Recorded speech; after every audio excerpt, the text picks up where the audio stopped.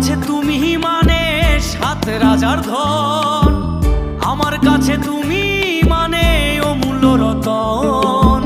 তোমার কাছে হয়তো বন্ধু আমি কিছু না, তাই তো তোমার স্বপ্নে বন্ধু আমি আসি না। আমি মানে তুমি আর তুমি মানে আমি, আমার কাছে আমার যে বন্ধু তুমি দামি।